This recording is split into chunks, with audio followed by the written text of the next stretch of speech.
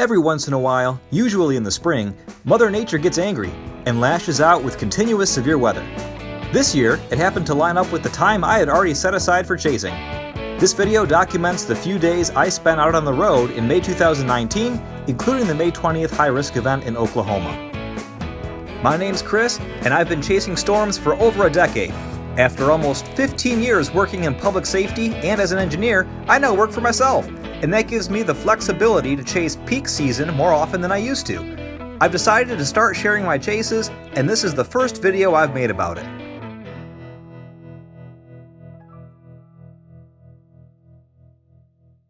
I had planned to start my chase trip after I finished some work in Indianapolis. But wouldn't you know it, on my first day in Indy, I had severe weather right in my backyard.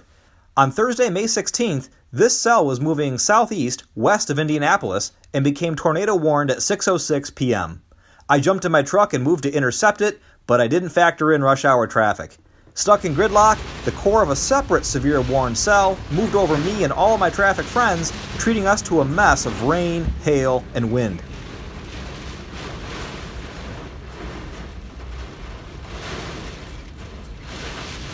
I was eventually able to escape that storm and traffic and made my way west to the tornado-warned storm, only to arrive as it lost its warning and began to die. This photo of the decaying updraft was all I managed to get. In the meantime, the storm that caught me sitting in traffic continued to move through Indianapolis, packing severe straight-line winds and causing minor damage. That is not substantial shelter. Hope nobody was in there. I wasn't upset though. I ended up closing out the day with some pretty darn good ice cream and getting preparations underway for the main event on Monday. Monday, May 20th was going to be a well-anticipated severe weather day. 1 week out, the forecasters at the Storm Prediction Center knew something was going to happen, and as the timing got closer, it became evident that something major was going to happen. As the weekend got underway, the SPC outlooks became increasingly alarming, and by early Sunday morning, I was already working on my game plan.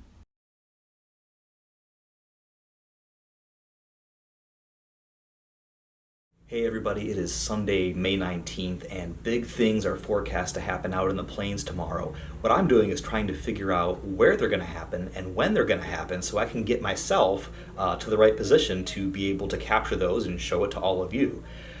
Now, what's making this difficult is, unlike most severe weather days, where severe weather requires the sun to kind of beat down and heat things up to kind of get that thunderstorm process kick-started, what made this event so well forecast was the physics in play up in the atmosphere are such that the thunderstorms may not require as much of that daytime heating to get going, which means that the normal time frame that we see for severe weather to start, mid to late afternoon, may go right out the window. In fact, we're thinking there may be a couple rounds of this stuff, maybe something in the morning with hail, then a more pronounced tornado risk later in the day. So what I'm doing is running some models, trying to find out maybe when and where this stuff is expected to start. And unfortunately, they're not in great agreement right now. But hopefully, as the day goes on, we'll start to kind of see them line up, and that'll help me figure out where I need to stay at a hotel tonight, and then also where I need to get myself tomorrow and by what time to make sure I capture this to be able to show it to all of you. So wish me luck, and we'll see how things pan out. As I drove down to Oklahoma on Sunday, the most recent weather models started to get into agreement, and both local and national meteorologists pored over the data. The SPC issued an ultra-rare, high-risk severe outlook for Monday for the first time in over 2 years.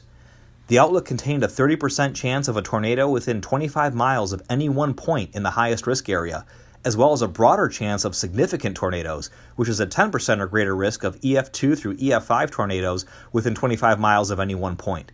School was preemptively canceled in many parts of the state, a grim reminder of the 2013 Moore, Oklahoma tornado that struck 2 elementary schools while they were in session, killing 7 students and injuring many others.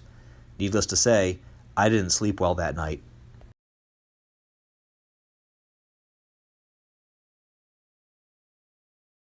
Okay, so it is just after 1:30 a.m. I just checked into my hotel room. We're in Lawton, Oklahoma, and I'll be honest, I have a pretty ominous feeling about tomorrow.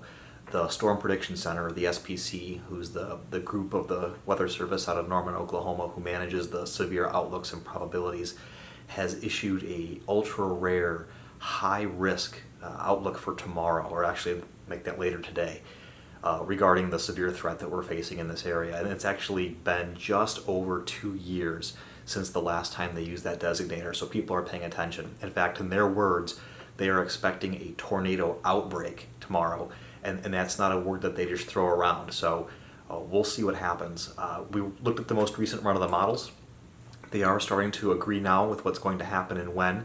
There will most likely be 2 rounds, one in the morning with the primary threat being hail, maybe some tornadoes to the south, and then the tornado threat develops explosively in the afternoon.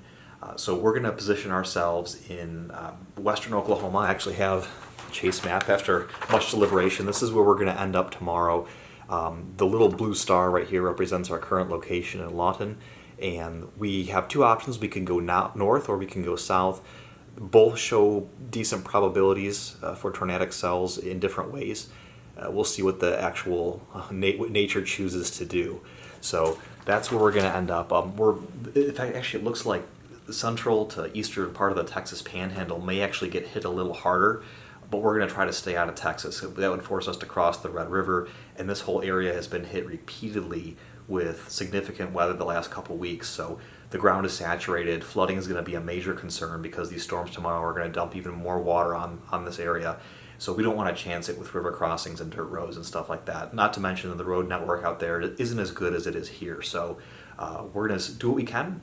We do expect some significant severe weather tomorrow, and we're going to bring you along for the ride, so buckle up. Monday morning's greeting consisted of warm temperatures, tons of humidity, and a permeating haze. The tornado risk was upgraded from a 30% chance to a 45% chance of a tornado within 25 miles of any one point in the highest risk area, and at 1:35 p.m., the Storm Prediction Center issued a Pds Tornado Watch for a large portion of central and western Oklahoma. PDS stands for Particularly Dangerous Situation, and tornado watches don't get any more serious than that. All sources indicated that a tornado outbreak was imminent. After getting my truck set up in chase mode and scouting area roads, it was time to get into position.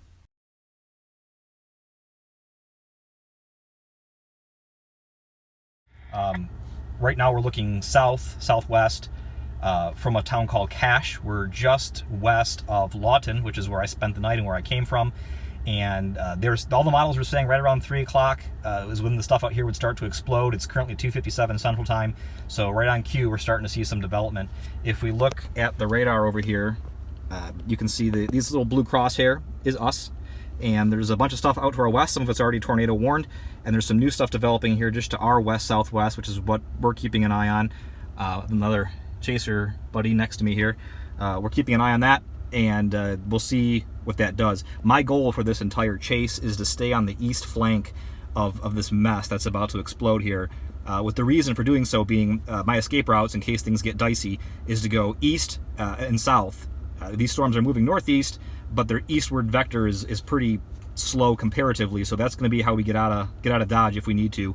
And I want to make sure that nothing pops up to my east and cuts off my escape route. So that's what we're going to be watching. I'll post more updates if things start to get dicey here, which they're due to do, and we'll go from there. Everyone knew that given the weather parameters, a large number of chasers were expected in the area. And come mid-afternoon, a convergence was already apparent. Every red dot on the screen represents a spotter or a chaser, and keep in mind that not every chaser chooses to report their position, so the actual number of chasers in the area was most likely much higher. Ever wonder what a chaser parade looks like? This is what a chaser parade looks like. It's always been said that the most dangerous part of storm chasing isn't the weather itself, but rather the driving. I saw multiple crashes Monday afternoon. What does everyone always say the worst part of chasing is? Yeah. After reviewing the data available to me, it appeared that the majority of storm activity was firing along the dry line, and the storms predicted in the southern portion of the state were late for the outbreak. Rather than hold my current position, I made the decision to head west and intercept an isolated supercell headed towards Duke, Oklahoma. Unfortunately, the camera wanted to focus on the suction cup mount and the raindrops, and not what's beyond the windshield. The high humidity and haze everywhere significantly cut visibility, meaning that anyone who wanted to see anything had to get very close to the business end of the storm. Again, right in front of us, we're this little crosshair right here. We're looking west down the road at this cell, which I know is kind of hard to see given the clouds and the haze, but we're gonna attempt to go intercept this area of rotation right here and see what we can see. I'm going to go ahead and put the phone in the holster. We finally got it to rotate landscape, so we'll do that, and then we're gonna be on our way.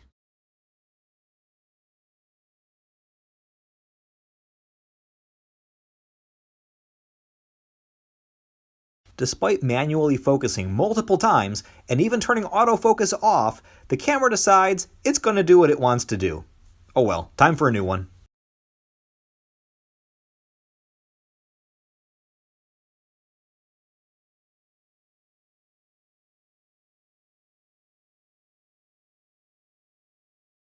At about this point, I notice the wall cloud really start churning as it starts rapidly coming closer to me. This roughly coincides with a mass exodus of other chasers coming from the west down the very road that I'm parked alongside. What's happening is that the hook of the cell is coming around and starting to tighten up, which usually means one thing. So we are trying to get out of here because that wall cloud with the rotation is moving right over top of us. And this is what a chaser convergence will do. We can't get out of here because of all the chasers heading south out of the storm. And that storm with the rotation is moving right on top of us, which does not make me very happy. Unfortunately, these guys are just non-stop coming from the north here, or from the west. Indeed, a funnel cloud starts to form almost directly over my position shortly after that video was shot. In fact, this storm would go on to produce the tornado in Mangum, Oklahoma. The chasers driving past me all have their cameras out, pointed up towards the sky right above my truck, yet none of them slow to let me in. Reed Timmer and Dominator 3 drive by me in the opposite direction, which tells me I'm either in a really good spot or a really bad spot. The eastbound parade of chasers finally ends, and I pull into the road as the caboose. Rather than follow the conga line of red chaser dots up the next road to the north and east, I decide to go a bit further east, then shoot north to re-intercept the storm near Hobart. This causes me to miss the Mangum tornado, which I hear all about over the radio, but the goal is to get ahead of the parade and get back into position as the storm continues northeast, provided it holds together.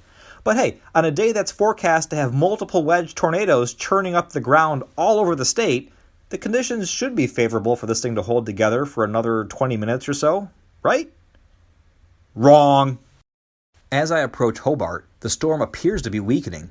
I catch a brief glimpse of the remnants of the circulation as it crosses the road about 2 miles in front of me and manage to snap a grainy photo. Even as I pull over to see what else is coming my way, the chase train continues to file into Hobart. I see Timber and the Dominator again, this time booking it out of town. Of the entire chaser parade, he for sure has the coolest float. So that's looking due north into Hobart, and this is kind of off to the west. And the reason why I'm looking at that is it looks like there might be a few more TVSs up its sleeve. We're right here. I'm watching these guys. We'll see what happens. I don't see a ton of other stuff that's terribly promising. Maybe these two guys are starting to pop up there, but that's about it. We'll see. As I enter Hobart to find a spot to set up, the remaining discrete cells merge into a rainy line. No other storms have fired in the area, and it's starting to get late, so I decide to call it a day. So, unfortunately, the super high-risk day just turned into, at least so far, just a rainy squall line. So, we're gonna abandon ship here, grab a hotel up in Wichita to get out of any stuff that develops overnight when it's dark. We don't want to chase in the dark. And looks like tomorrow the threat area shifts to Missouri, so we'll go there and follow it back to Michigan.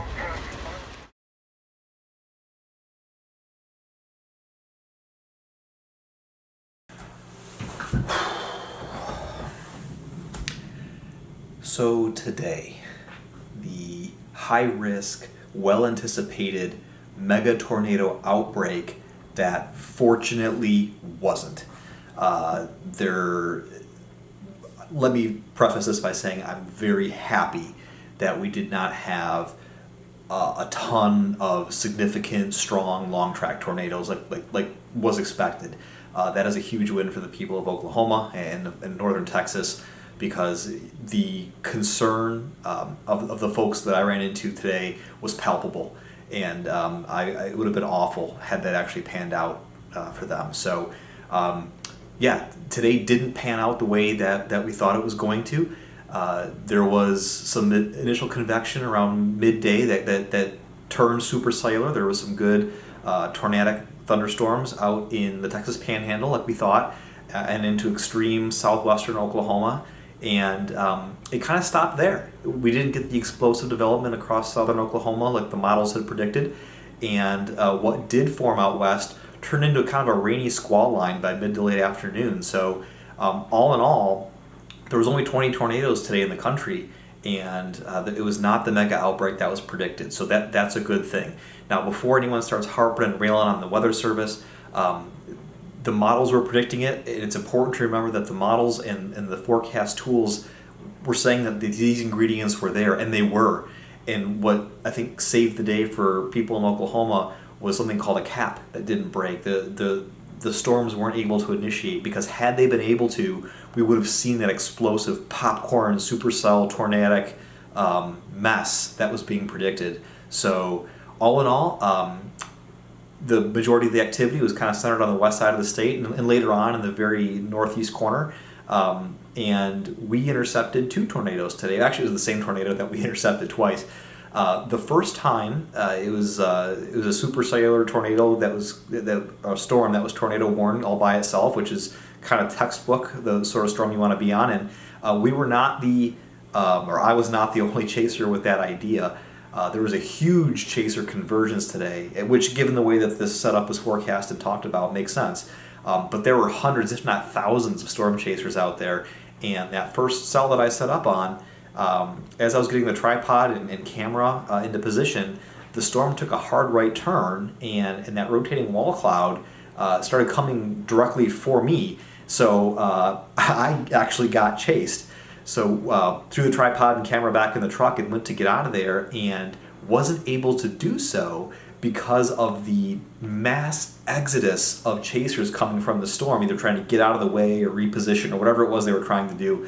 I couldn't turn around and execute my escape route, which was concerning to me, and that's something that you hear a lot about these big event days. Some seasoned chasers will say they won't even go because they're trying to avoid that chaser convergence, and it makes sense. And you can see why after things like today. This is actually the closest it's come to impacting my personal safety, which kind of touched a nerve. But again, I can't complain too much. I was there. I was willingly part of it, so I'll reserve judgment. But nevertheless, we couldn't capture that first setup, so I repositioned. I kind of went around the chaser parade and got back into position as the cell moved northeast. And unfortunately, when it was passing in front of me, I wasn't able to get close enough to get a decent picture. I got a grainy picture of it from a few miles south.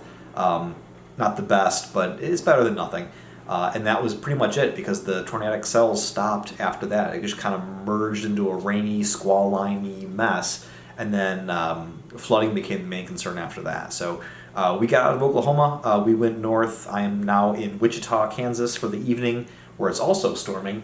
And tomorrow all this convection is going to move east into Missouri, so I'm going to follow it there and see what it does. I ran a couple models. They all seem to be in relative agreement that the highest potential for severe weather, not saying it's a given, but the highest potential is going to be in the St. Louis, Missouri area. So that's probably where I'll end up mid to late afternoon, which is when the storms are expected to be there. The only concern that I have is that St. Louis, there's this thing that runs through that metropolitan area called the Mississippi River, and the Mississippi River only has limited crossings. So where I set up, how I set up, it's going to depend on how the actual weather lines up to what the models are forecasting, and that'll kind of help me figure out where I need to be to see what happens. So that's the game plan. Again, today was not a huge tornado outbreak as was expected, and that's a very good thing. I want to go on the record saying that. That's a good thing. And tomorrow we'll see what happens. Tomorrow's not going to be anywhere near the potential that today had, but it still might do something. There's still an enhanced risk. out in the Missouri and in northern Arkansas area. So we'll see. Talk to you then. Tuesday morning, I headed east through southern Kansas on my way to Missouri to get ahead of the frontal boundary and the storms it was bound to trigger. One thing that was impossible to miss was all the flooding. Constant thunderstorm activity in the area had saturated the ground, and standing water was visible everywhere, several feet deep in places. People tend to focus on weather threats like tornadoes, lightning, and hail, but in reality, flooding kills more people each year than those other hazards do. That's someone's field. Either that or the sprinkler broke. That's farmland, that's not a lake.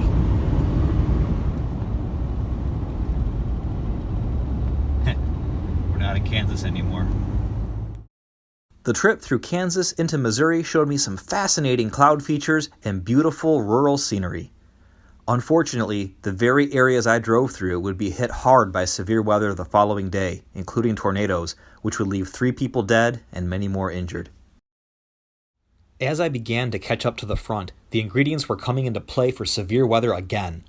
At 11:35 a.m., a tornado watch was issued for south central Missouri and a good chunk of Arkansas. A few cells to my southwest picked up tornado warnings, but I was trying to get ahead of the front, so I elected not to drop south for them. Sirens are going. As I approached Strafford, Missouri, a leading-edge storm near my position developed rotation, and I was faced with the choice of whether or not to intercept it. Doing so meant driving through the core of rain, reduced visibility, and potentially hail, and popping out in very close proximity to that area of rotation. As I was deciding what to do, another spotter called in a confirmed tornado, which made my decision easier. So I'm trying to get to a tornado-warned cell. Actually, I'm in the tornado-warned cell with a confirmed tornado on the ground, and I'm doing something you're not supposed to do, which is punching the core. So please no hail, please no hail, please no hail. And when we pop out the other side, we should be pretty close to this thing. Do not try this at home. The tornado lifted just as I was about to emerge from the core, but its effects were obvious. Twisted sheet metal from a nearby building was entangled in the median cable divider over about a 3/4 mile distance, and a westbound tractor trailer was thrown off the freeway, resting on its side well off the road. As I began to look for the next exit to turn around so I could check on the driver, the fire department was coming down the freeway and stopped at the truck, so I continued. The National Weather Service gave this tornado an EF1 rating.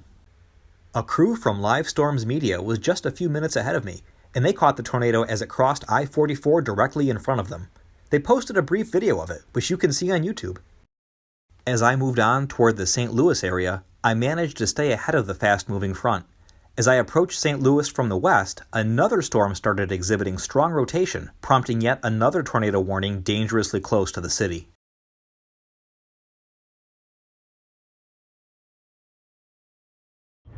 So there's a pretty good TVS signature on this tornado here. We're near Wildwood, Missouri. The problem we're going to have trying to see this one is the terrain. There's mountains and trees, and not looking so good here, but we're going to do what we can. Apparently spotters have confirmed a large tornado on the ground, so we're trying to get out there to see what we can see. Looks good on the radar. See if we make it. Although it's barely visible on the video clip, after I put the camera down, I caught another brief glimpse of the tornado in between what I called mountains, but are most likely just hills. But where I come from, those are mountains. Either way, it was visible for a moment before hiding behind another hill. Shortly after that, I was blasted with rain and ping-pong ball-sized hail and lost sight of the tornado. I actually donned the safety glasses that I keep with me while I chase because the hailstones were getting big and I didn't want to risk getting broken glass in my eye. Fortunately, the sunroof, windows, and windshield all held. I started to chase the tornado east in an attempt to gain another visual on it. The people fleeing the area as I was the sole vehicle driving into it was the complete opposite of what I had experienced the previous day in Oklahoma. This is not the best chasing environment. We've got mountains, we got trees, we got power lines. It is not good. Trying to get to it though. I called off the chase as I started to enter the city.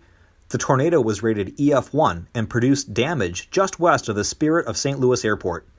Additional areas of rotation then developed in the same region, prompting additional tornado warnings for the St. Louis metro area, but I declined to pursue them due to their proximity to the city. So I called that one. I wasn't going to drive into St. Louis to go chase a tornado. One of the big cardinal rules of chasing is you don't chase in metropolitan areas. And given the fact that I broke a couple other rules of chasing today, I punched a core, I drove over some water-covered roads, I didn't really want to go 3 for 3 and get the bad chaser hat trick. So we called it, and it was starting to fizzle anyway, and we were stuck with all the rain. We didn't really have a good visual on it after it crossed. And even though when it died, a couple other ones popped up to take its place, it just wasn't worth it going into the city. What does Pecos Hank call it? An event horizon around the city, where once you enter it, you're not going to get back out in a timely manner. And when there's tornadoes around, sometimes you need to get out in kind of a timely manner. So it wasn't worth the risk, especially being close to the end of rush hour. Just wasn't worth it. I made the decision just to say no. So that's a wrap. We're going to grab a hotel tonight, or I'm going to get a hotel tonight. I don't know why I keep referring to myself as we all the time in these videos, but no, me and my imaginary friend, I guess. But I'm going to grab a hotel, get set up for the evening, and start working my way back to Michigan tomorrow, see what happens, check the forecast, check the models, see if there's anything that's worth chasing. Otherwise, we'll just continue back home.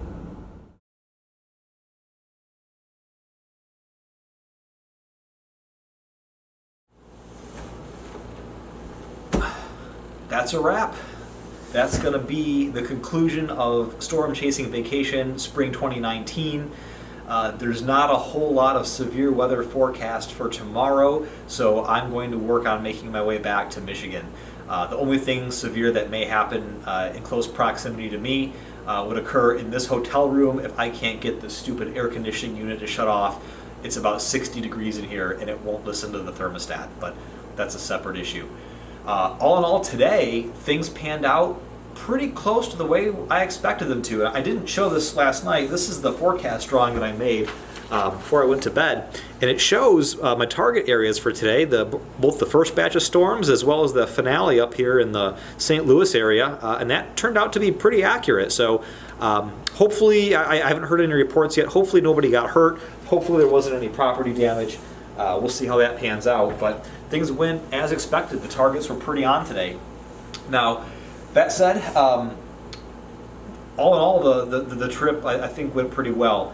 Unfortunately, all the tornadoes that I was able to experience weren't terribly photogenic, so I couldn't share them with you to the degree that I wanted to.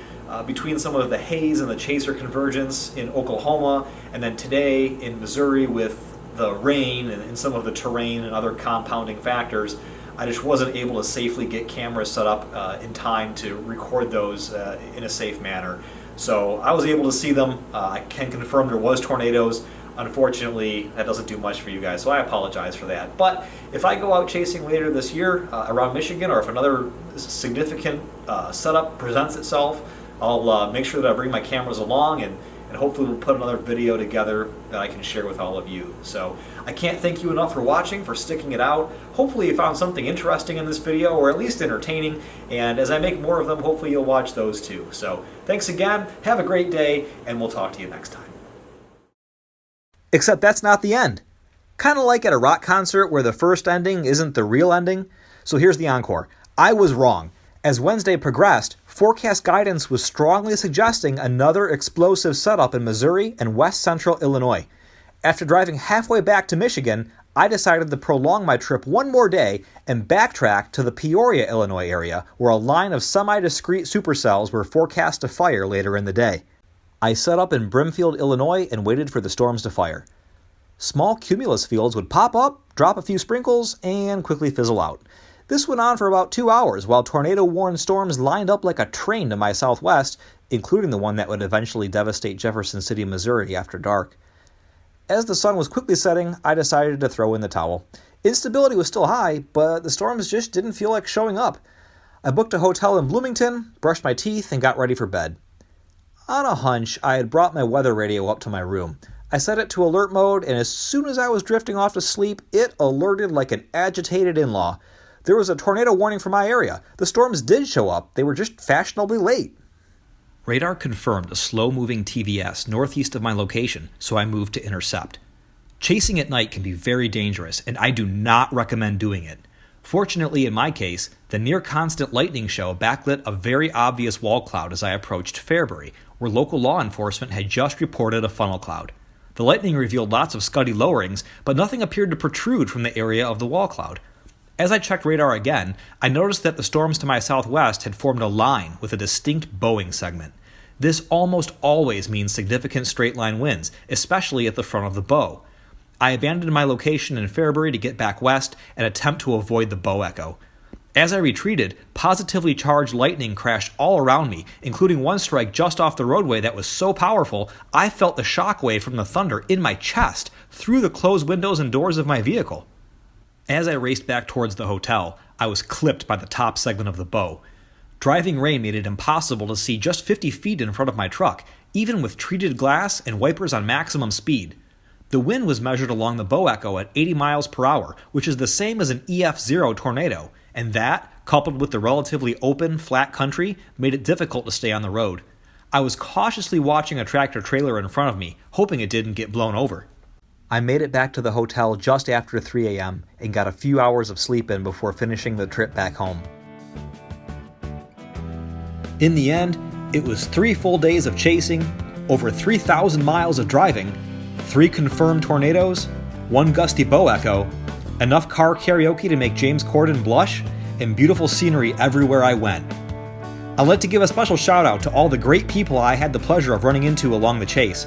From restaurant and hotel staff to other chasers, everyone I met was an absolute pleasure to talk to. Thanks for making this trip great. And this is the real ending. Thank you so much for watching, and stay safe.